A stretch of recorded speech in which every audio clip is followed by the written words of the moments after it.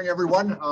For those of you from in the center and for those of you online and those of you from outside Hampton Roads, hope nobody's any worse for wear after the weather in our neck of the woods on Monday. For those of you outside the region, hopefully that is not an issue. It's good to have you today. My name is Bill Holleran.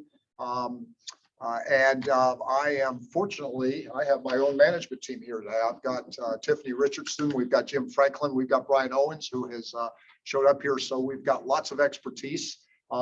As we go through this second session today, please feel free to post in the chat. As you have questions, we'll of course have Q&A in the second hour, but I'm going to make liberal use of both my knowledge and the knowledge that we have in the room and on the table. So make sure you get all your questions answered, and we'll move through this with alacrity and make sure that we start to answer the questions that are specific to the knowledge that you need for your individual ventures.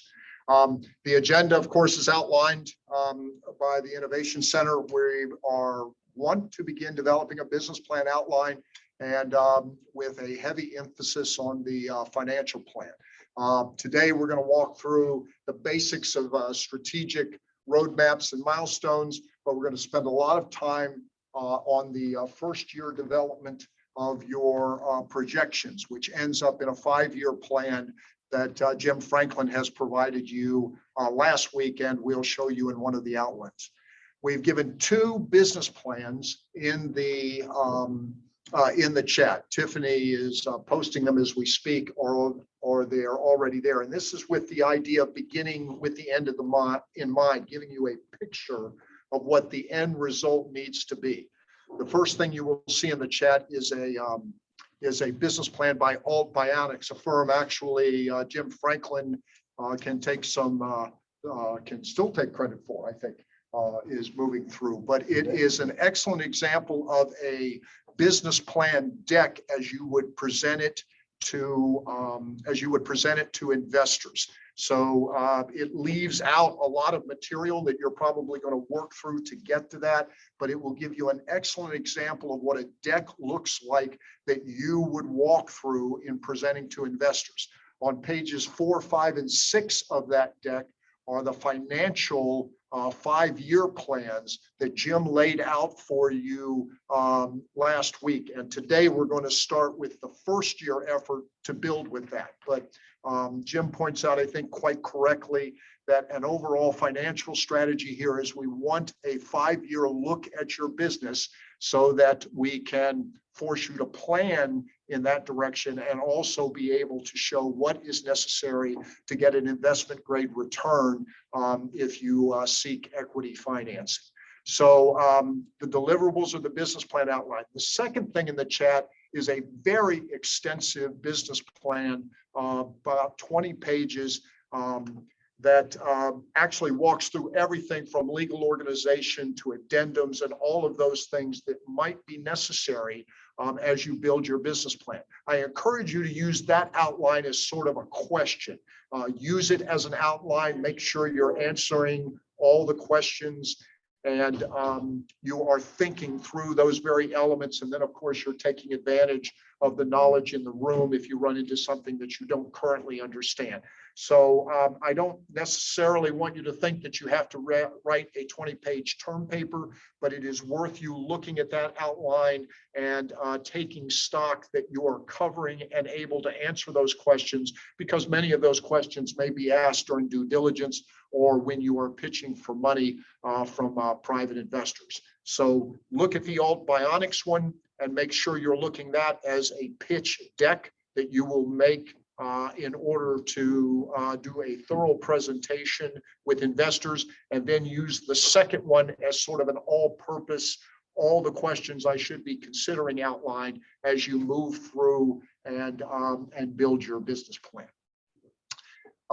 I actually talk about the 3 reasons for business planning, which are pretty straightforward, and it emanates from the economic conditions any or all that you may find yourself into. I tell folks that three economic conditions, at least from the standpoint of making money. You're either unemployed. I hope no one's in that position. but employees are critical to the economic development effort. Many of you who have businesses that will require employees will have to develop management teams, and you will have to develop employment cultures. So even as owner, you cannot discount the importance of those. And then, of course, all of you are considering making the jump from employment to employer or small business ownership or entrepreneurship. For me, the advantage of becoming an employer is you get two profit streams. If you grow your business, you will have salary and benefits, just like an employee may have, but you also have the chance for generating profits through exit strategies and by taking advantage of putting more of your profits in your pocket. So that's the major advantage for me. And then the three reasons for walking through the process that NSUIC has laid out for you here is that you will get an operational look at your business. This can, as you can see from what we put in the chats, very easily turn into a financial package for raising money. And then it allows you to make go, no-go decisions, which you will make all along the way. You will walk through, assess things, talk about customer base, and make decisions as to whether or not they apply, they're helpful, they're large enough for your business to be successful. And I often say one of the reasons for going through a business plan, particularly when you're in startup mode, is you may at some point decide that this particular venture is not profitable enough or does not have enough standing to make you competitive in the marketplace. So the go, no-go decisions are both inherent to the process and inherent to your overall activity. The strategic roadmap is pretty straightforward. Once again, this is the effort to sort of give you a picture of what the complete picture or phased roadmap of ownership might look like for you. You will start here at the primary marketing and research phase. And many of you, we have a couple of folks that are doing technological development. And the real important thing there is that you develop your knowledge of the problems and the needs and the wants of your customer base. If you talk to private investors, I guarantee you most of them will tell you they're interested in three things. The first thing is they would like to see customer traction, that somebody actually wants what you want, what you are selling. The second thing they will want is they will want a team that can make that effectively work. And then the third thing they will want is the technology or the product that you're looking at. There's an old saying I've heard many investors say over the years, they'll bet on a second-rate management team, on a first-rate management team over a second-rate product over the former. It is very important here for you, those of you considering technological development, that you engage with your customer base first. There is a whole history out there of folks who build excellent pieces of technology that in the end don't have a sustainable market for them. So that's what we want to avoid with primary marketing first and foremost. Then, of course, secondly, you must find a business model, a profitable system that can meet business objectives and generate profits. As you do this, you want to brand yourself and brand your business.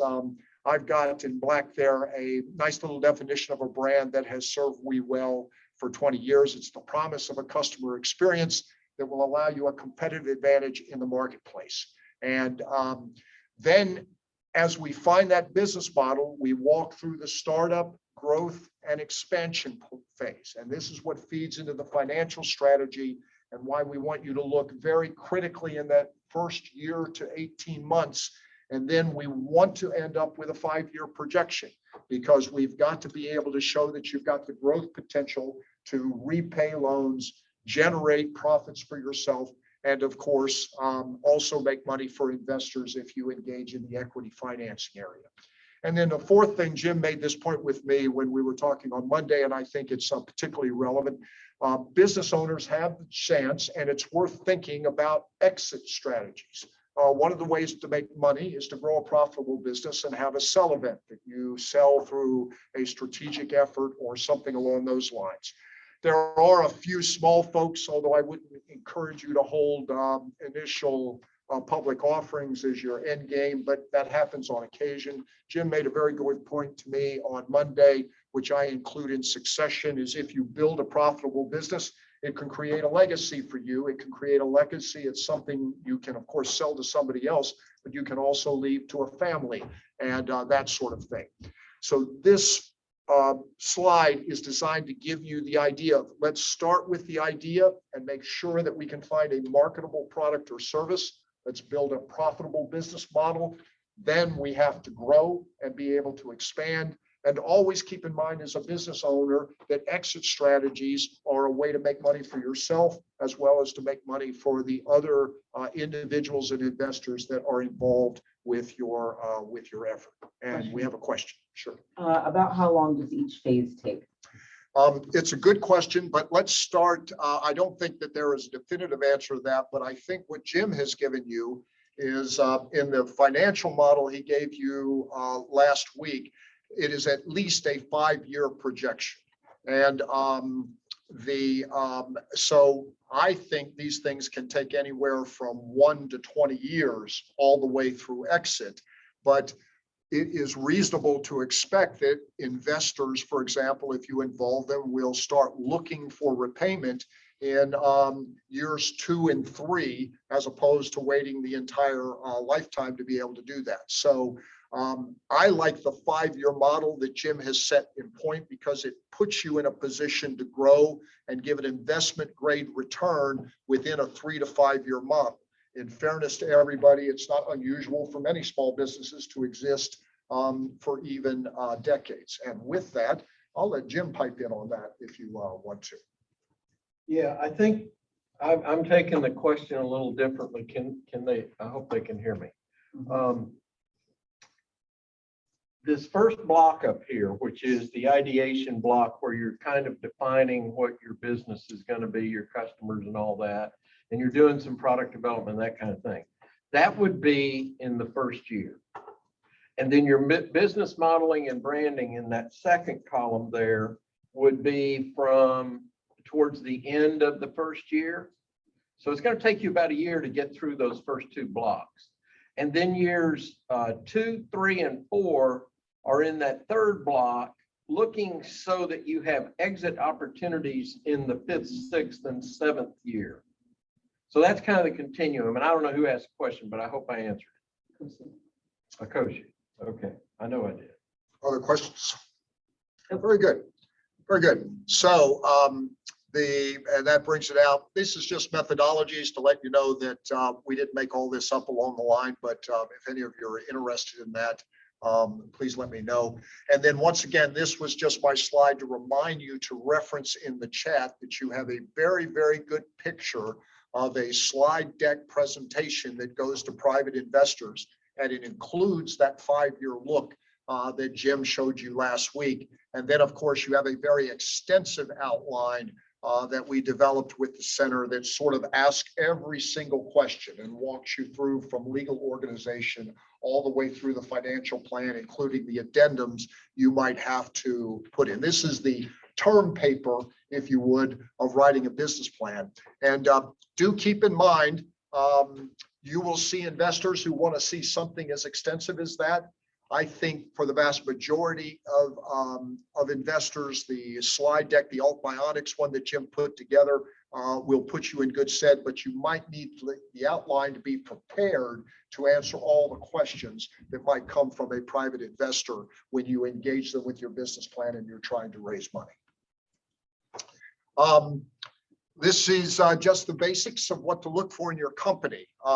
I put high value startup on this because I want to take into account both of you, all of you who may have a very, very high growth. I know, for example, we have a member of the group who is actually developing medical technology. And so I wanted to give you all a feel of the various strategies that you could use and how investors might react to them.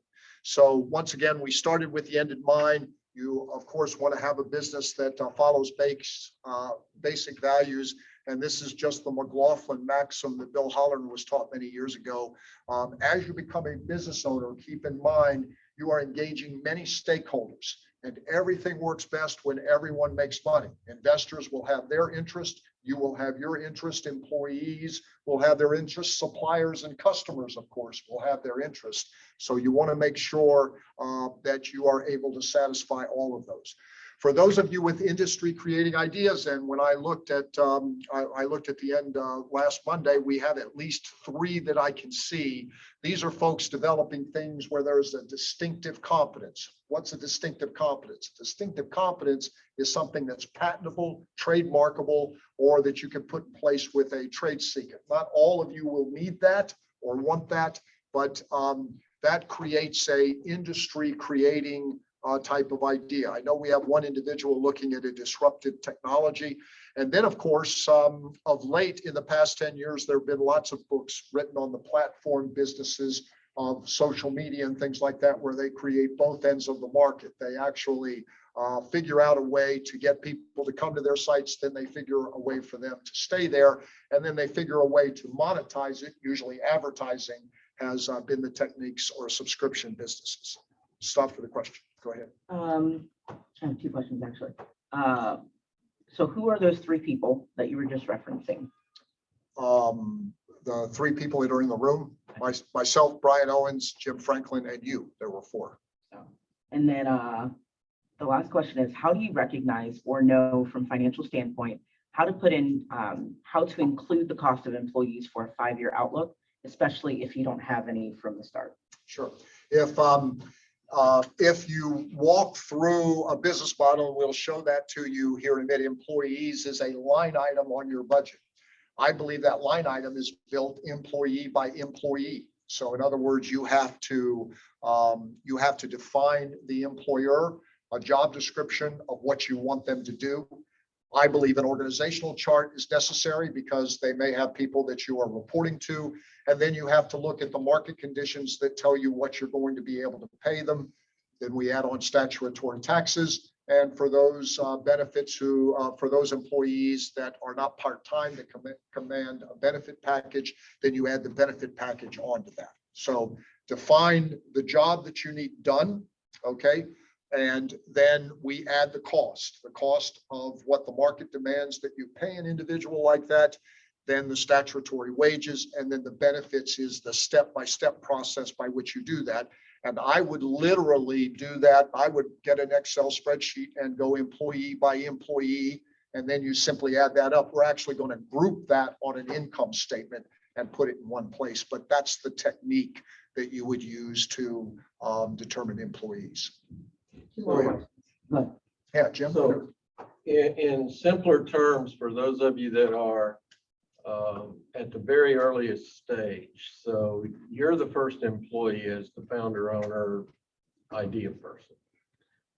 You need to determine on that functional organization chart that Bill referred to, what is your first hire? What is the next most important human being that you want? And then go from there and start filling out the functions like what Bill said. And here's some numbers for you. You can put an annual salary against them. And then my personal number is I add 30% to that for ultimately what taxes and benefits and everything else are going to be. Here's something that Bill did not mention that's important in your personnel plan. You have 2 kinds of people helping the organization. Well, 3 if you count volunteers, but they don't hang around long. Okay. But there are 2 types of people that work into your personnel plan. There are the employees, they are statutory employees for which I used to say, when I hire somebody, I'm marrying them. So the difference between marrying someone and getting someone to do a function for you is that's your consulting team. So you have employees and consultants. And those 2 can fill out all the functions you need and fill out the spreadsheet Bill's talking about. Don't get too complicated about it. What are they going to do? What are you going to pay them? And how much? What's the loading on it? And who's going to be our consultants? Pretty simple. Sorry. Was there other question? Oh yeah. All right. So If someone asks specifically for your pitch deck to share with angel investors, should we send a full layout like the example that was just sent for All Bionics, or just the slide deck specifically? In what Jim has put together there, you'll notice in the first page or two that there is a right of property and then an expression of all of the legal elements that you want to make clear to somebody. But Jim, it's a fair question. When do you ask somebody for an NDA? If you think somebody's stupid? I never ask for an NDA, Never. ever. Okay. If you're putting something in your business plan that requires protection, it shouldn't be in your business plan to investors. First of all, 90% won't sign it. Yes, very good point. Very good point. And because it has a non-compete in there that most investors just can't guarantee that next year they won't buy it. So anyway, no NDAs, but here's how I treat you. This questioner asked about angel investors specifically. Mhm. So if an angel investor says, send me your book or send me your deck or send me something I can get an idea, I believe you ought to be developing an investor-friendly pitch deck that's 5 to 15 pages long, something like that, that tells your whole story in an illustrated way that you ought to be able to send that to everybody as an intro. And then the next step from angels or anybody, any investor, any banker actually, the next step's going to be, okay, I'm interested in that. Now send me the whole book. Now send me the financials, send me the whole business plan, all that. So work on your deck. That's what you want to get it to the point where you can send that out to everybody, including your mom. So engage the market is what Yeah. Jim is saying from that, and don't be shy about it. Was that the last question for them? Gotcha. She said, thank you. Okay. Next question is, which 5 years to present if we are post revenue? So which 5 years should they present if they've already been making revenue? For this specific person, Mr. Chris Bennett, he said, we ideated in 2017 for law, pivoted to add legal tech and law in 2019, and have been profitable with both as a digital service since 2019. Now we're launching the legal tech MVP in 2022. So how many historical years and how many projection years should we include in a 5-year look? I think you need Chris, and I'm taking some knowledge about your business here into account. So the rest of you, this is a developed business, already profitable, already generating revenue, that's adding a new line of business. And I'm going to assume are going to try to raise a little bit of capital or come up with some self-funding. Here's how I'd break it up, Chris. I would say that as of the end of 2022, you can go do a 2-year look back as your historical. And then I would project from 2023 out 3 to 5 years. I say this because the legal profession going over about 3 years is kind of, you're really iffy on that. So that gives you a 2-year look back and a 3-year projection. And that's a total of 5 years that an investor or anybody that's going to be a partner or developer can look at and say, well, I got a full picture of this company now. Ask Chris if I answered the question. I hope he says. And then Chris, keep in mind, that's great advice from Jim, because generally, even if you don't encounter investors, if you go to debt sources or things like that, if that turns out to be an option for you because you can meet their underwriting criteria, you will be asked for 2 years of history, end of the year balance sheets and income statements. So that just gets you started, and then essentially look out 3 to 5 years. Jim, when I encounter the debt folks, they seldom ask for more than 3 years is the only thing I would add to that. That makes sense to you. And Okay. you're not going to, as a startup with a 5-year projection, you're not going after debt anyway. Gotcha. Yeah. Everybody good? I think there's one more. Are we able to create salaries for ourselves in the first 2 years? A salary for us and a salary for an assistant? My answer is yes, create a salary for you in the first year. Now, whether or not you take it, okay, may be a function of cash flow, but we want to understand what your worth is to the business. The assistant, unless it's somebody that you're going to pay with sweat equity or stock or something like that. And that might not be the best way to pay an assistant, is certainly a salary you're going to have to pay because they're probably not going to work for free. But yes, in your projection, include a reasonable ownership salary in the projection so that there's something in for you. Obviously, in your growth pattern, you might preserve some of that or not take as much of it for cash flow reasons, but we want to make sure your prices and your cost have that built into it so it's not left out when you start to grow.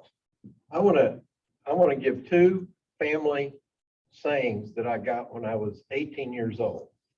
One is, there is a very thin line between self-employment and unemployment, and it usually relates to money.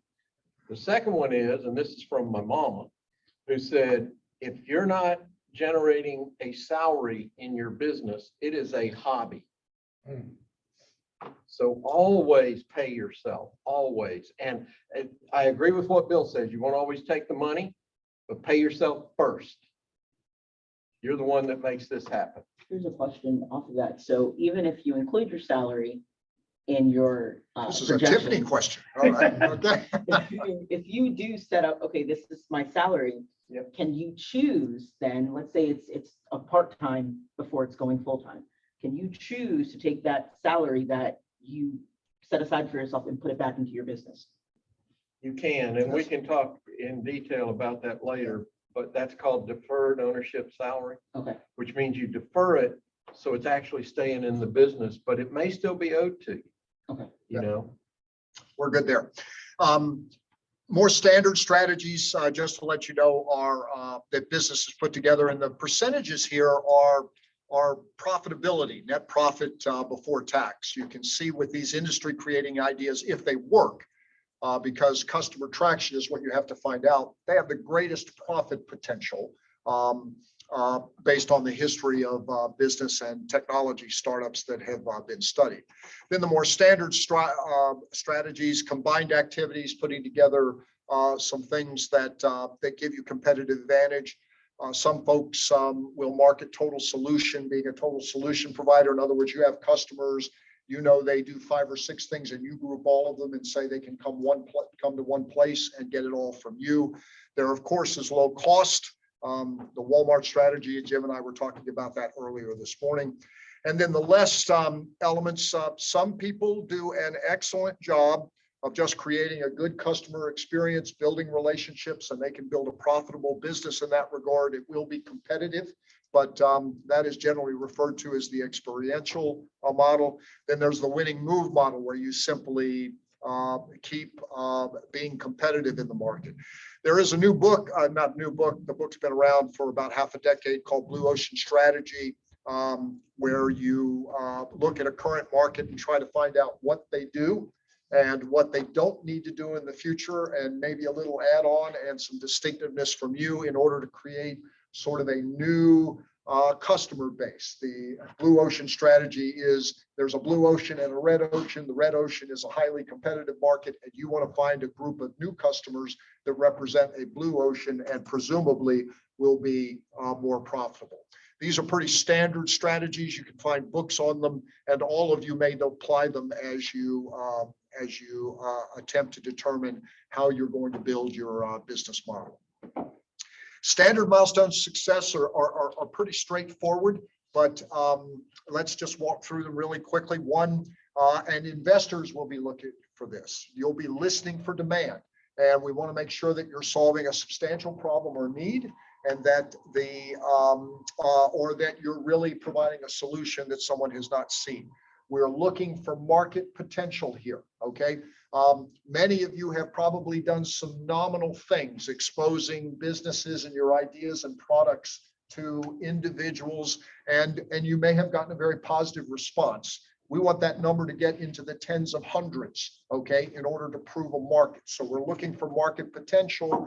We will listen to stories about the people that loved it the first time you showed it, but very quickly, most investors will say, what is the number behind that, to make sure that there's a market potential and we're not just talking about 3 to 10 people. For those, annual growth should be 20 to 50% to give it investment grade return. The ideal business is if you can figure out a barrier to entry, okay, as opposed to a competitor. That means you have a new product. Perhaps it can be protected with intellectual property, or you've developed something that really is unique, and you can gain a 6-month to 1-year advantage before people say, hey, you're really onto something, and they probably just start copying you. We want customers willing to pay, and the best business models tend to have a new customer element and then a recurring need, so that as you grow year to year, your customer base is coming back, or a percentage of it is coming back routinely, and it kind of gives you a baseline of revenue, and then you keep doing the things in your business model that generate new customers. It's not the only way to grow a business, but it is a tried and true one, and can often make growing over 4 or 5 years much faster, because you will be tapping a customer base that is growing on an ongoing basis. Question? No? Gotcha. 2. What if your industry is new or a hybrid between 2 industries? If it's a hybrid, we're listening, and we go back to the first thing. I think actually you will get interest from investors with something that is new. There is a chance that if you have found something that's really new, that you could create a true barrier to entry, but very quickly people will start talking to you about, have you tested this with individual customers, and that the great idea really has customer traction. So just keep that up front. It will not take private investors very long to get to that equation. And they know that no business works if you can't show a substantial number of customers. So great idea, good thinking, but customer traction has to be proven with the primary marketing research. Jim?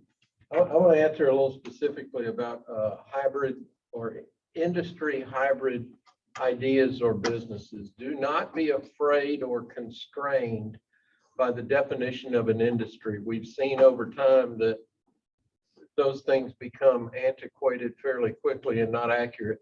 Tell your story about who's going to buy your product, and that will kind of define the industry in the mind of the people you're trying to pitch, or yourself or your employees. So for instance, the home supply business right now has about 6 industries that crosses that line. So don't be afraid to define, or don't be constrained in the definition of your product and the story you're telling.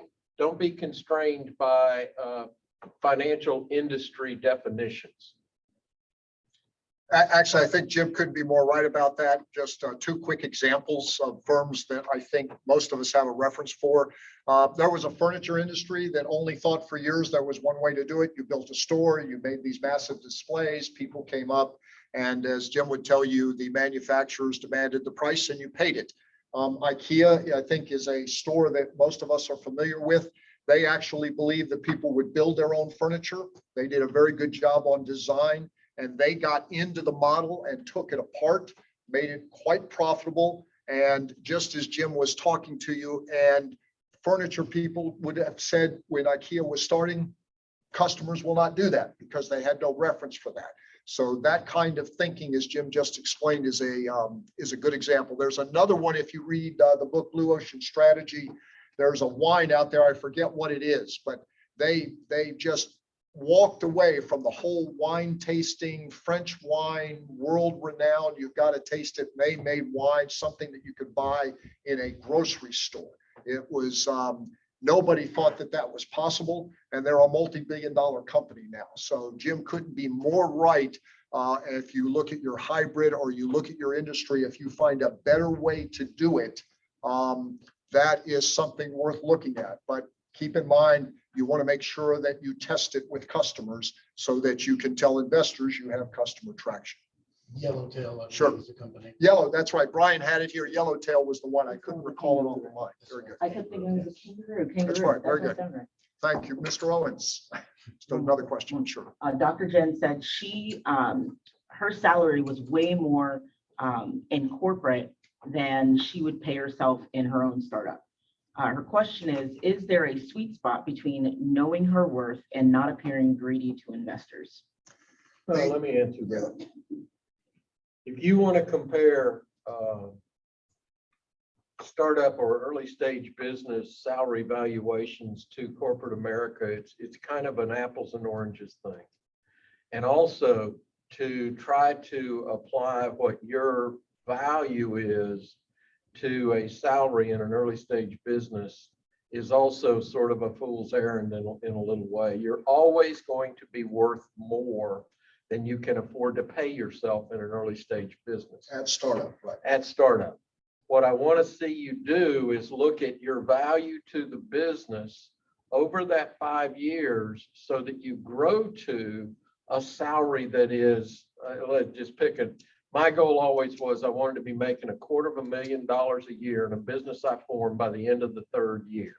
And if I couldn't make that as the CEO or CFO, well, then we had a growth issue in how we were projecting the business. But don't put personal value or corporate salary history into what you're trying to do. Build your team, pay the fair market price to your team members, and unfortunately, that is your monetary value. Fair enough.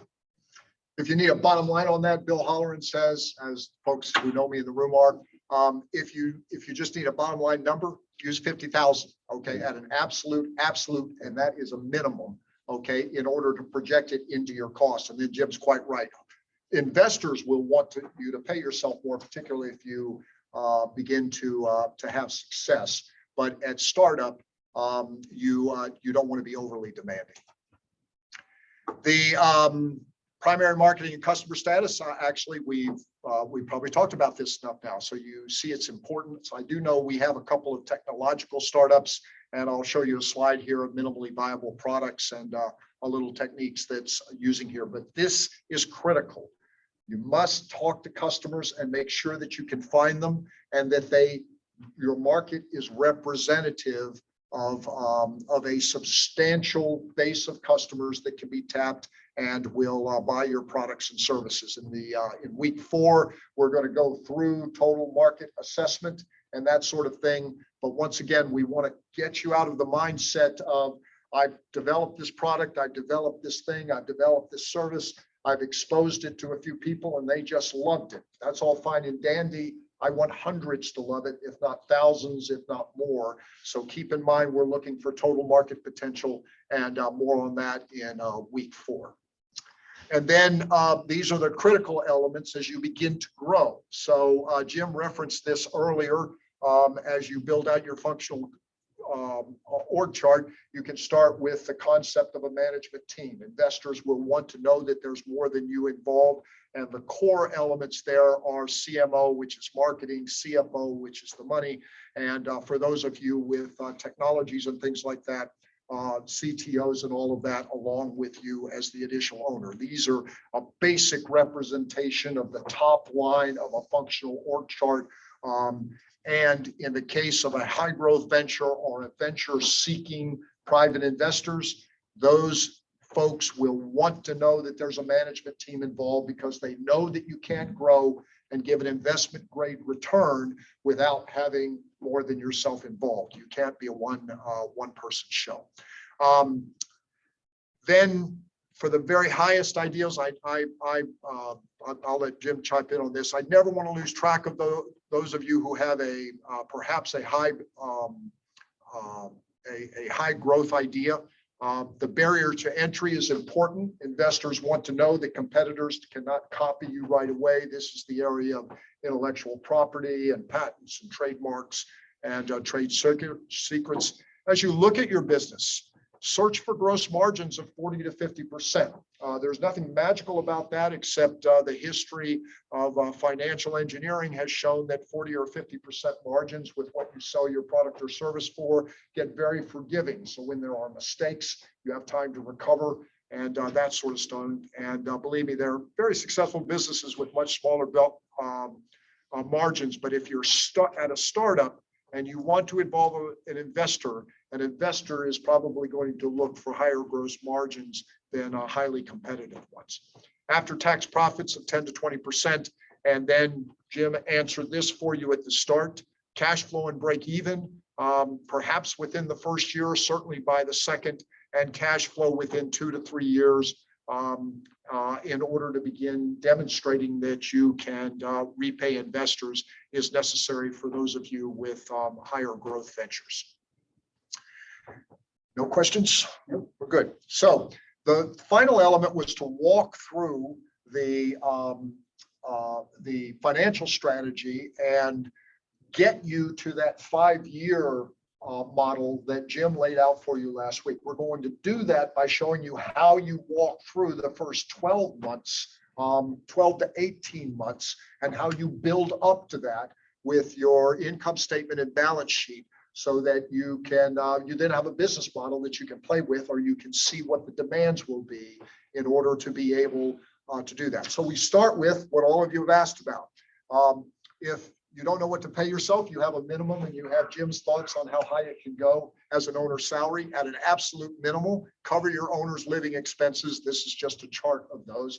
And I call Start Enterprises what I use whenever I do these types of programs. These are basic living expenses. Believe me, if you're starting a venture, you do not want to be worried day in and day out about whether or not the bills are getting paid on the personal side of your life. Lots of ways to cover this. Mom or the husband might work, depending on the entrepreneur is, and they can cover all of this. But you also have to make sure that you can take care of your living expenses, because a business venture is a real full-time occupation unless you make it a hobby or a part-time business, the way Jim described earlier. And we want to make sure that your living expenses are there, and that can be an absolute baseline for what you know you need to cover from day one. Many of you with new products will have an R&D phase, okay? And this is the case of minimally viable products, lean startups, which is on the next page here, but you may have to walk through a series of pilot projects, talks to lots of customers, test your product or your service with individuals in order to validate that customers actually want it and that they will actually pay for it at a price range that you can then start to build your pricing strategy around.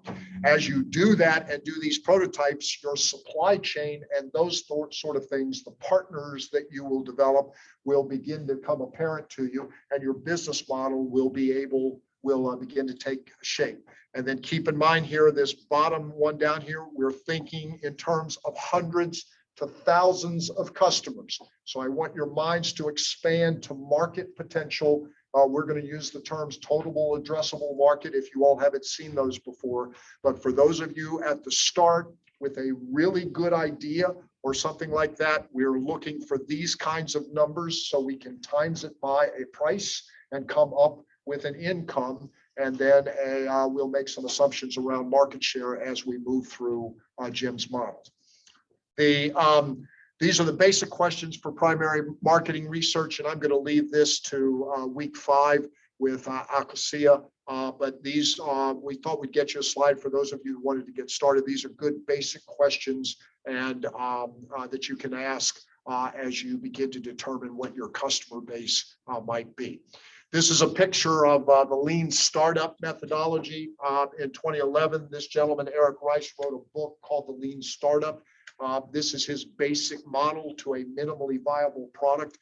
He wrote it for high tech and for technology startups. And his principal reason for walking through this is that it prevents you from building a technology or a product that hasn't been tested with the market.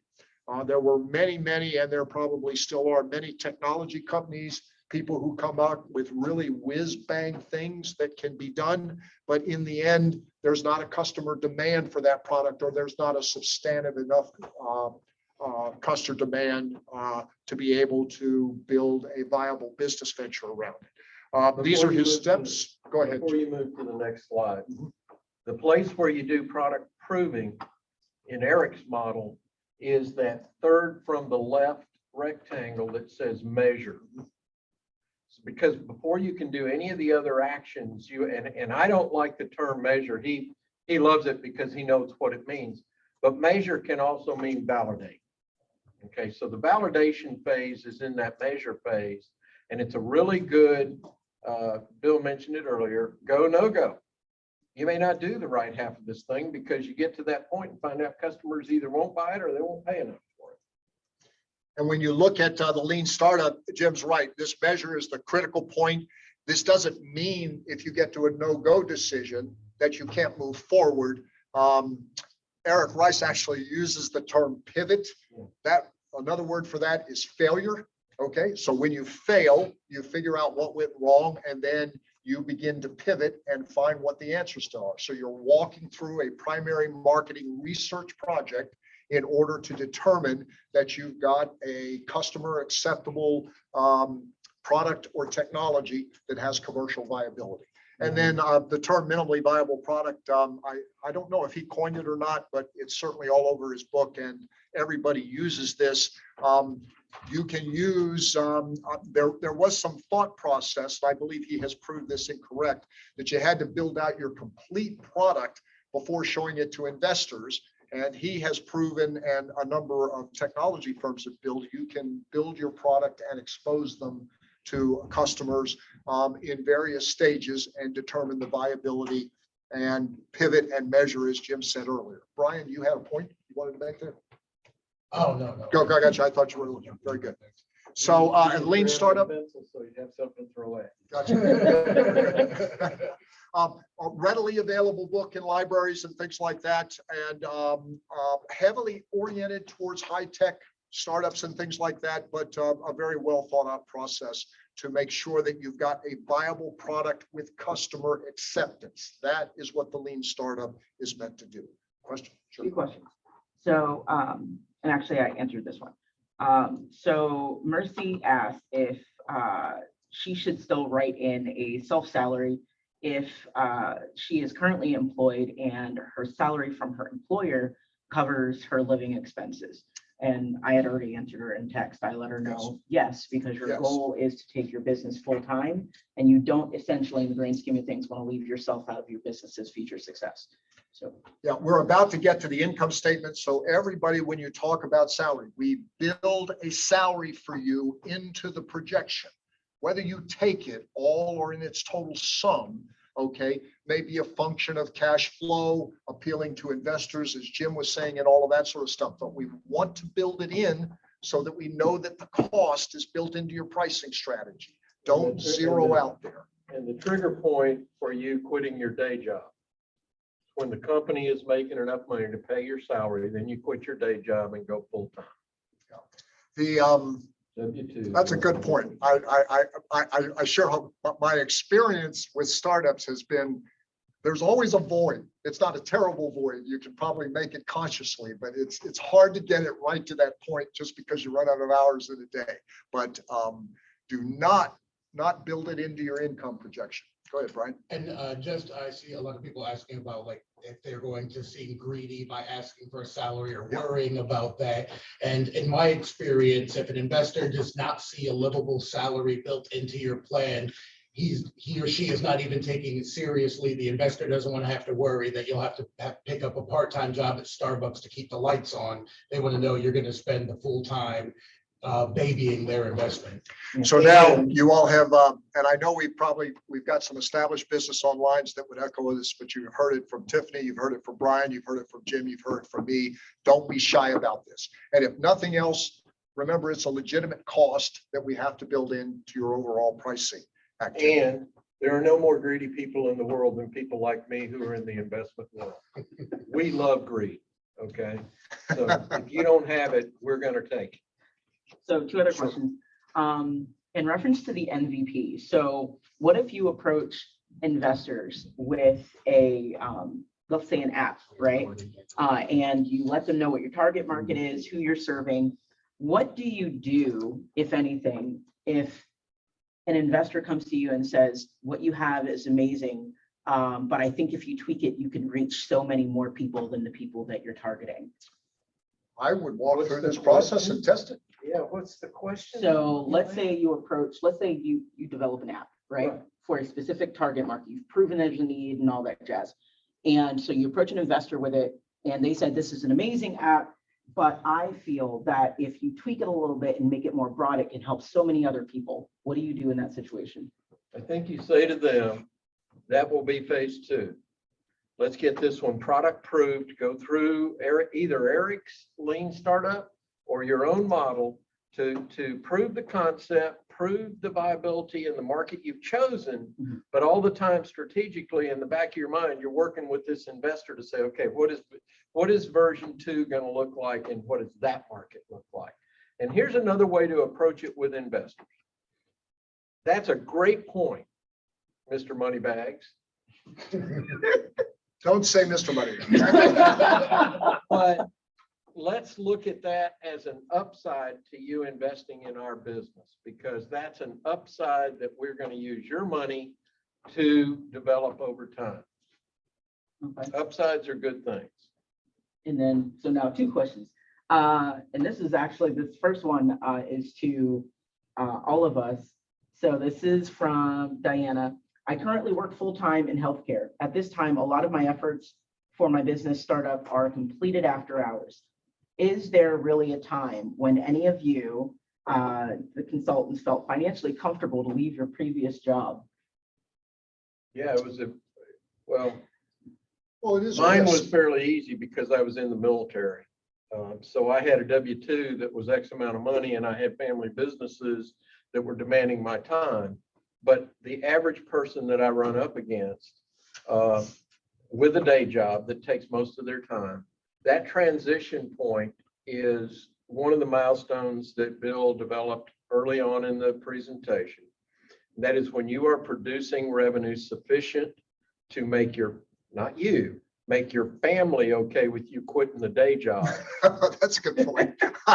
then you are there. And it really is, unfortunately, I'm a spreadsheet kind of guy. So it's when I make this much money in the business and I can pay myself that much, I don't want to waste my time on the day job unless it is, no kidding, my dream job. Right. Yes, there is an inherent risk. Everybody would hope you get this, what I make now, I'm going to work in the rest of my life and never sleep and get the business to this point where it covers my current salary and it works. My experience is if you walk through this process, you may not get there so that that's just a perfect stepping stone, but you will be making progress toward and you will have the confidence to make a go or no go decision on whether or not it's worth the rest of the risk to step away from the day job. So now you can devote yourself full time to this and then get that salary up to where it was. So my experience with entrepreneurs is pretty substantial. And I just want you to know that that's part of the risk assessment you go through as an entrepreneur. I'd like it to be a perfect stepping stone, but more often than not, it is a case where you'll take a little bit of risk, you'll get almost there.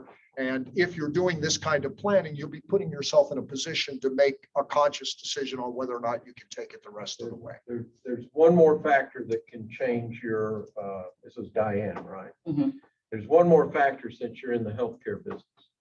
Your business is going to be in the mode at some point of raising capital in the early stages, or raising money or borrowing money. Part of that raising capital and borrowing money is to create financial solvency in you taking a salary. So Bill's going to go through it here on uses of capital and stuff. But one of his lines that you have to figure out in that first year is where you're going to pay yourself. If you can't do it with profit, you're going to get capital to do it. And that should be sufficient for you to quit your day job and get, the sustainable cash flow working. And see, that goes back to what Brian said earlier too. Then if you've lined up what it takes to sustain you, and if that's not unreasonable, it's a minimal amount. When you expose that to investors, I think Brian's right. I think that they will say, yeah, we want you to be able to work at this full throttle. And if it takes that much, that's what we'll do. So then, I'm sorry, Crystal. Yeah, so what do you say to angel investors that look at your pitch deck and everything, but they still feel it's too early? At that point, do you continue to prove why it's not too early and why your market is different? Or you just walk away and say, okay, you're not the right investor? I believe you will see. I'll try first, Brian, then you go. I believe you will see a lot of no's regardless. So you keep moving to other private investors. The world of successful business is littered with folks who will tell you they had lots of turn downs before they finally found the individual or the individuals or the fund that jived with them. That's my take on it. Let's get a second one from Brian. I would say three things. One, you want to identify their trigger. What will be the trigger to allow them to invest when they do feel like you're not too early? Identify that clearly. Two, make sure you put them on a list of general updates for the company every time you get another investor, every time you make progress. Because I've had people say no and I send an update and later on they come on and invest. And three, ask them, well, now that I've described anything, do you have anyone in your network who invests at this early stage or anyone else who might be interested? And make sure you always do that after every no to continue growing your leads. Remember that, folks. I wish I put that in a slide. That's excellent advice. It's a process. Keep track of all the people that you meet. Like Brian said, keep them aware of what's going on and then ask them for referral. Excellent, excellent, very good. Let me add to that from the investor point of view. Shark Tank has ruined the angel investor world. Okay. It has become almost entertainment as opposed to serious investment. And you have a lot of amateurs out there. They are professional, but they are professional at saying no. So don't let yourself get down with that. Angel investors are always trying to make enough profit and money and returns so that they can become venture investors. Venture investors are always trying to make enough money so that they can become private equity investors and do $100 million deals. All right. When you deal with an angel investor, Brian made one point that I want to emphasize more than anything else. Make sure you know who you're in the room with before you ever get there as much as you can. But while you're in the room, watch them, listen to them. Don't be discouraged by it. Just realize that an angel investor may be somebody that has no more than $10,000 they can invest. It may be somebody that's got 10 million. Right. Okay. They define themselves as an angel the same way that people on Broadway, you know how Broadway investors are angels, you know? Right. The difference on Broadway is those people enter the argument knowing they may lose all their money. Right.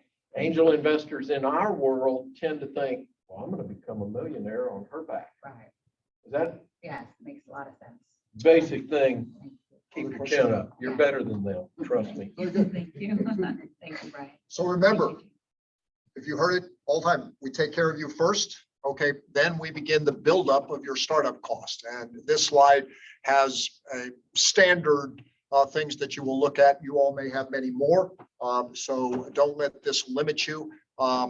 It depends upon your individual business as to whether you will have any of these or all of these.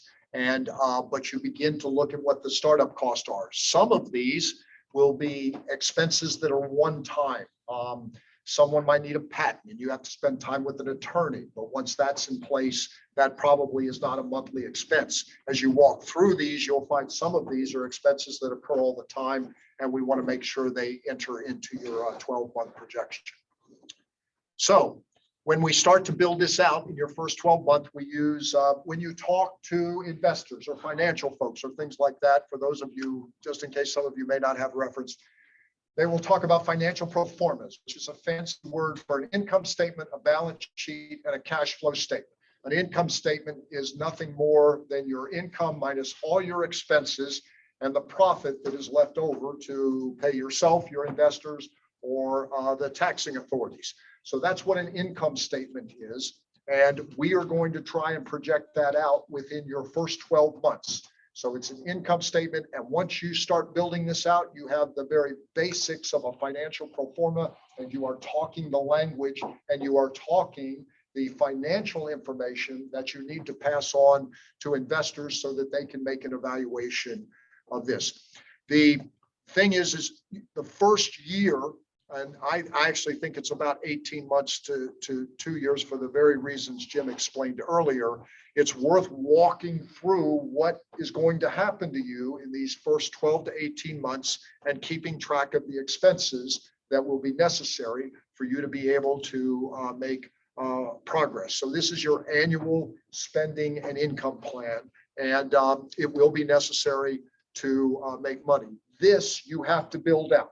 So start with the picture of the 5-year element, but start learning how to use Excel and things like that, and being able to put together income statements. Frankly, you can go to Excel if you've never seen this before in your life. You can go into an Excel Microsoft document and hit income statement, and it will show you all kinds of models that are simply pictures of here. Here you've seen, but the basics should be, this is what one looks like built out with revenue, okay? And that's what we're trying to do. We start talking to ourselves about what our revenue projection will be, and then what our expenses may be on a month-to-month basis. And this is how we start to determine whether or not we've got a commercially viable venture. And then the third slide here, let's just say what you're going to do with us. Many of you with any Excel sophistication will say that I can make a Excel spreadsheet say anything that I want it to, and you are correct. You cannot make an Excel spreadsheet say anything that will withstand the scrutiny of a private investor or a venture fund or a bank without being able to prove your assumptions and how you got to them. So you can see here, this is the sales level. You can say anything you want here, but when we walk through addressable market, we really want to have an idea of how much money you can make on a monthly basis. And remember, once you put something in here for your business, you have created a goal for yourself that has to be hit, okay? And investors will hold you to that goal, at least within a 12 to 18 month period. So we want to make sure this is based on viable assumptions. And once you write it down and put this in here, you want to be thinking about how you will actually accomplish that. The gross profit will get into the cost of goods and how you produce your profit. And then you see down here in these red lines, all of these other expenses. For many of you, this list could be to 20 or 30 lines, depending upon how you want to think your business, but you can see the basics in here. And when we built this as a group, you can see employee wages. We did not leave out owner salary. It's in there as a line item. Payroll taxes and benefits is the percentage that Jim talked about earlier. And then you see some basics here: rent, utilities, insurance, marketing, and promotion. But I encourage you to build this out on your own as you encounter the expenses that your business will run into. This is just a basic prototype. So you can see this is sales minus your expenses. And when we get to the bottom line, we have a profit, okay? The profit goes to you, your investors, and to the taxing authorities, depending upon how well you work with your accountant. And this is a pretty good, I do this one this way. Remember, Jim talked about that first year, 6 to 12 months. You can see this gets into cash flow analysis, but when you get down here to the bottom, you're showing a business that through its first 5 or 6 months was not able to produce a profit on a month in, month out basis. This is the kind of cash flow that you will need to get over the hump, assuming you can hit these sales projections. So this is why I tell people an income statement, once built, can very easily be turned into a cash flow statement as we take out non-cashable items and we talk about infusions from yourself and investors in order to keep the business financially viable. But this is a picture of an annual projection. And then what goes in Jim's 5-year model is over here in the total section. When you look at the first year, this is what you would put into Jim's 5-year model. And then, of course, you'll start working on your second year. These are the totals that he's looking for in his financial strategy so that you can talk to investors and he can help you make a decision as to whether or not you have an investment grade return on your business. Any questions? For those of you in a basic mode, I wanted to let you know I yellow line this 3 to 6 months of working capital expenses. I often have people ask me how much money is enough. I walk them through real estate, equipment, those startup nodes, but also the need for working capital is apparent. And there is a lot of history in the entrepreneurial region that says 3 to 6 months of working capital expenses plus equipment and inventory will give you a good picture of the amount of money you need to be able to start your venture. I don't have any issue at all, and Jim talked about this later. If you're going through extensive R&D and prototype development, this may extend out into the first year or two, in which case you have to capture all these expenses. But if you do this income statement, you will be able to add this up and have an effective answer for what your expenses are. Jim, at some point, will expose you to the term of burn rate. And if you're going to have to go through several rounds of financing, you'll know when you're going to be running out of money and when you're going to have to bring investors or additional capital infusions to bear. So you can see the criticality of doing this first year projection, and then we'll begin to extend it in the second, third, and fourth years. Once again, this becomes your annual budgeting pan, and I hope I didn't just go back. The second element after the income statement is a balance sheet, okay? Balance sheet's a little bit more complicated. It's assets minus all your liabilities, but investors will look at this. This is where we take a snapshot in time, usually every month of your business, and we find out how much inventory is in place, what you owe on your loans, how much cash is in the bank. And for those of you that deal with customers that don't pay right away, you'll get into the whole area of accounts receivable, accounts payable, and all of those sorts of things. But a balance sheet is your assets and your liabilities.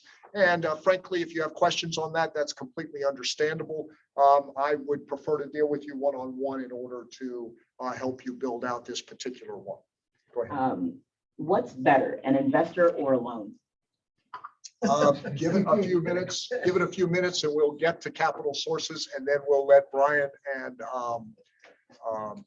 Jim come in on that, because that is that's a very important question, and it depends on a whole bunch of variables. Fair enough.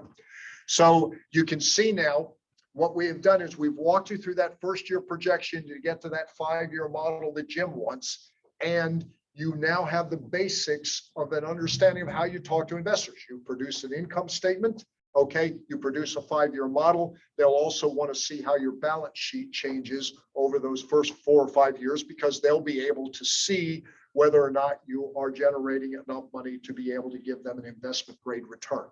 A balance sheet, an income statement, and a cash flow statement are the basics, financial pro formas, however anybody talks to you. Any one of you probably already understand it or can understand it, but what we want you to do in this course is get to that 5-year model so that we can consistently analyze the business and give you an idea of what's necessary in order to generate an investment grade return and prepare you for the debt and equity markets. So then as we go along the line of financial strategies, building toward that 5-year element, a more traditional way to look at it is how much money do I need? Okay. There are all kinds of ways to answer this, but generally I look at use of funds in 5 categories. Real estate is generally not important. Most of you are not probably going to buy a piece of real estate. You will probably rent at the start. Many of you will have equipment needs, so you will want to assess those. And we just talked about how to look at working capital, build out the projection, and then look at 3 to 6 months as a starting point, as a need. More if your product development and all of that is going to take longer. And those are your working capital needs that may be applicable. And then I call it line of credit. I've heard Jim call it structured financing. Both are great terms. Often you may have elements of your business that ought to be financed with a line of credit. Inventory might be that. If you can qualify for the bank financing, those of you with long lead time sales and who have to get into the world of accounts receivable may have a line of credit for that. And those are the typical ones that you will walk into, and in terms of use of funds. So remember, working capital is the catch-all category. If it doesn't fit any of these other ones, then it's working capital, and you group those, and 3 to 6 months is a good starting point. And then what Jim said earlier, if your prototype development or your startup is longer because of the need to do that, then keep running your income projection out into those 6 to 9 to 12 month periods. But we want you moving into the business model phase in years 2. Always, we'll touch base here on the monetary sources. And then you have to keep in mind what Jim said earlier, what he said last week. What are the returns that the lender and the investor will expect, okay, in order for you to qualify for funds? And then basic financial strategy. And Jim said this is a good one. I believe he is correct. I sort of put this in for high growth, but any of you can do this. It's worth you to determine how much money you need, when you will need it, particularly important for those of you who might have a high growth venture who are going to have to return and raise money 2 or 3 times. How will you use it? And hopefully we put to bed the question about some of it is allowed to be paid to you as a very basic owner strategy to make to meet your basic needs. Where does it get you? We're moving towards profitability and commercial viability on all steps. Investors will want to be certain of that. When you will need more. And then of course you have to meet the returns of the investor. So a very good basic financial strategy slide that that encompasses all of that. I then like a business to then start taking a shot at that second year. I call this a rolling 18-month forecast. It fits with what Jim said earlier, because you're starting to move into the business model phase. And here we start taking into account the customer base that you have already built. Okay, so you can look at whether or not you will have recurring customers, or for those of you selling business to business or to government, book backlog, the growth on your existing customer base. You may be growing a customer base that now will spend more money with you. That's what GOE is, growth on existing. For those of you, once again, in the business to business or government category, you'll want to look at getting your contracts renewed, or what the next step what it is. There's a standard T-18 strategy that says start thinking about that 12 to 18 months ahead, so that you're keeping your customer in mind. And hopefully those customers are growing so that you will increase your revenue at the same time. And then the basics of your marketing is that you want new work from your existing customers. And we always want a marketing and sales strategy that is generating new customers. And now we start to build that out into an 18-month or 2-year activity. And then we'll talk about years 3, 4, and 5 in week 6 as Jim begins to really cinch down on the 5-year model. I think we've done this. High growth startups, you can see now extensive business planning. The 1 to 5 year model that Jim showed you last week is important. Product and service development with customer traction is very, very important. Management teams are important, both for your cost and who will run the show. And then exit strategies, because when you're dealing with private investors, they will be talking about everything from going public to being purchased by other business to ways to take them out with debt when your business starts being able to meet the underwriting criteria of the debt lenders. Any questions? So then the question back to the individual talked about the capital sources. I try to cover everything in 2 slides, and then we'll have plenty of input as we go through this. So in the end, I tell people that there are 5 types of financing. They're grants, debt, equity, or a combination of the 2. Jim will tell you, I think quite correctly, the vast majority of the time, it's a combination of both debt and equity that work best together. Bootstrap financing is for those of you who remain in a part-time element. I just didn't want to leave it out, because every time I leave it out, somebody says you never talked about bootstrap financing. But for our element here, we may have some technology startups where grant programs like the Small Business Innovation Research Grant may be applicable ways to help you through the prototype and the developmental ways. But generally, most of you will be looking for working capital, and by and large, grant programs for working capital do not exist. There are some small ones out there. They pop up from time to time, but generally the world of grants is for those of you in a technology. I know we have a biological business in the group. And if you can find a small business innovation research or a federal government agency interested in your technology, you may be able to find grants that help you along the prototype development phase. After that, it's a matter of loans, or then ownership or convertible debt with private investors in the equity region. That's what I mean by a combination of the 2. Just debt is a loan. You have to start paying it back almost immediately. Occasionally, You can get the financial institutions to allow you a 3 to 6 month grace period, but then the debt service starts coming due. Equity means people take an ownership an ownership stake, or a convertible ownership stake through some sort of convertible debt element in your business, and that they get a share of your profits. They will wait until the profits become available, so there's not an immediate payment for them, but theoretically, their investment grade return should be higher than what the banks and other debt lenders normally command. This is debt.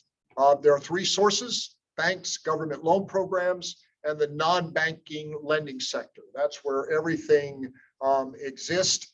Over here on this side under criteria, you see the 5 basic criteria that debt lenders apply to small, but they actually apply this to all businesses. And the trouble is, without an ongoing profitable serve, it can be very, very difficult for the small business to meet these criteria. Jim has developed a real interesting scenario for small businesses, I believe, that gives them access to private investors and gives them access to capital that these debt lenders cannot give you access to. Nevertheless, we may have people online who have developed some means or saved enough money where you can meet these underwriting criteria. With debt lenders, they want management, repayability, and credit. That's a given. Okay, management you prove with a business plan, so you will have to write the business plan into a loan package to get it. You will have to show through that income statement that you are going to borrow so much money, it has a certain debt service, and that you'll be able to repay them. And repayment will start probably within 30 to 60 days of once you sign the loan papers. Credit is the credit score that you have individually or with the business. And then the banes of most small business are equity and collateral. Equity is the amount of money you invest in the business. Debt lenders will not give you money if you don't have any of your own investment in the business. Or if you bring a private investor to bear, that counts in this category. And they use a variety of means. I use a debt to equity ratio to help business determine if they are lendable in that mode. And then the worst case element is collateral. Banks will talk to you as a business owner like this.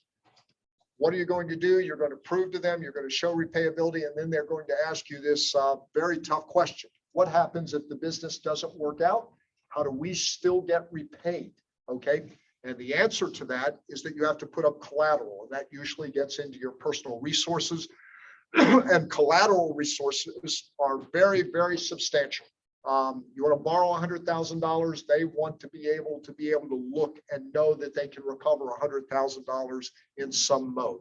So you can see the trouble with debt lenders may be that while it's a lower cost of money theoretically than the equity side of the equation, it is a very, very difficult program to get and meet the underwriting criteria.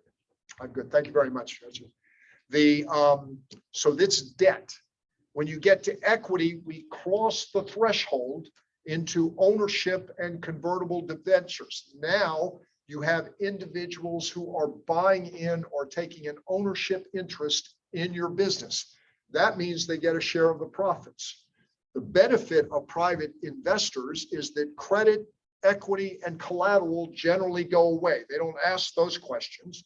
They do want to know how they're going to be repaid, and they will have a return on investment idea of what they need there. And then, of course, they want to know that you can run a successful business. So you still have to prove your management chops in order to be able to do that. What happens when you cross the line from debt to equity is these individuals have an ownership buy-in to your business. So they get a share of the profits. Now, they don't start taking money right away, okay? But that means that if you run a very successful business, okay, and you got a loan from a bank, you pay the bank the debt service, and you don't deal with the bank after the debt is paid unless you want to re-up for another loan. When you are dealing with a private investor, they are intimate to your business. They get to share in the profits. And if you grow a business substantially and a private investor owns 10 or 20% of your business, they get 10 or 20% of the profits, okay? They take a substantial risk for ignoring the basic underwriting requirements that banks do. So that's the subtle difference between debt and equity. So the answer to the individual's question is theoretically, debt is the low cost capital if you can qualify. And as a startup or a small business, qualifying for bank loans can be very difficult, okay? Involving private investors, you may be giving up some ownership in your business. And in the end, the investor may make a considerable amount of money, more than a bank would have made, but they can help you qualify for other types of bank lending. And of course, they tend to become partners in your business in seeking its success. So it's a real weighting measurement as to that. If you have the means to qualify for a bank loan, certainly do so. Okay, I would not give up ownership if I could do that, but it's a question that you have to weigh based on your individual circumstances. And let me stop there, Jim, and let you pipe in. Okay, the question that we're addressing is what's better, equity or debt finance? And you know, there's no simple way, so I try to simplify a model that all of us usually can figure out, and that is, like, I call it the real estate or home buyer analogy. So if you're going to go out and buy a home, think of the home as your business. How much of your own money can you put up for equity in that home? You're going to have to borrow the rest, and to qualify, the value of the home is going to kind of dictate how much you can borrow. Businesses are no different. The difference is that the value of your business in an early stage is zero. The potential for it has some value, and that's why you want to talk about investment people or non-commercial credit lenders. So I think I'm speaking to maybe 80 or 90% of the entrepreneurs we have out there in this incubation deal. You're not going to qualify for a bank loan. If you did qualify for the bank loan, your spouse is going to be really mad at you for borrowing the money because you're going to put up the house, the cars, the kids' education fund, everything else as collateral, as Bill mentioned. So what you want to do is find these angel investors or people like that who will write a combination of equity and debt. It's called structured financing. So we can talk, we will get into it in the next 3 weeks about, or 4 weeks, about what's best. But in my opinion, at different stages of your business, I agree with Bill that the least costly of the lowest cost money is debt, but it's not feasible. So the practical answer is give up as little equity in your business as you can, but equity cash qualifies you for debt. Never forget that. If I put $1 million in your business, I will walk with you to UBS tomorrow and you will be able to sign a line of credit note for $500,000 minimum. So equity gets you some credit financing. There's no simple answer to that question, but that's as simple as I can make. Yes, so it's a moving target. Go ahead. How does one build business credit? You build business credit the same way you build personal credit. You pay your bills, okay, and and you generally pay them on time. There's a little fudge there of maybe 4 or 5 days, depending upon the contractual agreements that you have in place. But in this case, I want credit to be a simple answer. Personally, pay your bills. In business, you pay your bills. You want that reputation, and that's how you build your credit. The formal reference for it is the Dun & Bradstreet credit rating system that you'll get into as you go through time trying to qualify for loans and everything. But your credit rating in your business is a reputational thing that sometimes is very subjective. So you can show, like Bill says, you show a history of paying your bills, you show a history of providing returns to investors, your standing, your reputation is very high. Yeah, and actually, just to make sure we drill down on that the way Jim did, That there, you can file and get a DUNS number where they are tracking that sort of stuff. So it's an easy reference for banks. Often when you apply for a loan, a bank will ask for credit references. So you will give them suppliers and things like that who can give you that. So there are any number of ways that that gets answered, okay, as you move through seeking financing. Did that answer that question? Yes. Good. Other questions? So we'll go there. Okay. So so let's just bring this, then we'll just open the floor to anything and everything.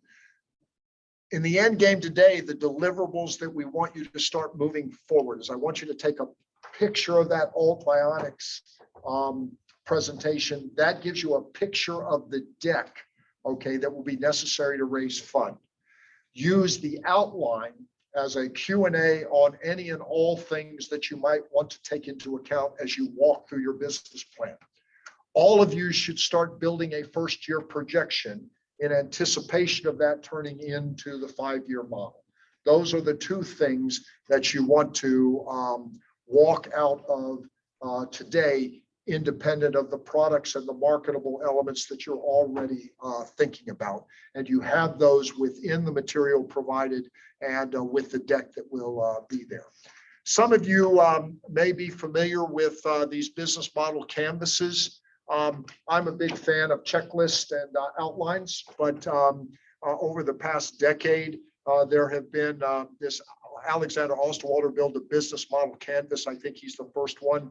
If you're pictorial and you want to sort of take a look at your business with suppliers and all of that sort of stuff, as opposed to writing it down, this can actually be done with Post-it notes on a very large board. And lots of people like that approach. So Bill Holleran's approach is a checklist and an outline, but the business model canvas is a perfectly acceptable one. If you don't like Osterwalder's, here's what I actually do like because it gets into the brand component and it speaks more to the things Jim and I were talking about earlier about customer traction. But all of them are acceptable. Make it your own. But all of these will require the financial pro formas to be able to reduce it to numbers, to be able to show to debt ledgers or investors, and for you to monitor your business going forward as to whether or not you are meeting goals and having commercial success. We'll do this next time. That's just another canvas. So at the end of the day, I want you today to do those things and then walk away from this to take a vision of where you want your business to grow. And you can see the numbers there, sales, your scale. Okay, some of you may be online. Some of you may have products that will extend beyond the domestic US. And we want you to take a look at what those key products and services will be. And then we want to start thinking about what our large number of ideal clients would be. That's a good definition of the brand. And for those of you who think Jim, Brian, and Tiffany and I were making it up about owner salaries, this was already in the deck that you received ahead of time. So we want you to be thinking about yourself, okay, and what you want to make from this venture. That's a very, very legitimate conversation. And then we'll add the timing elements that Jim talked about. And then we have to start talking about sales goals for that top line of the income statement. So this is a very, very good place to start, along with the 1-year projection with the 5-year model in mode.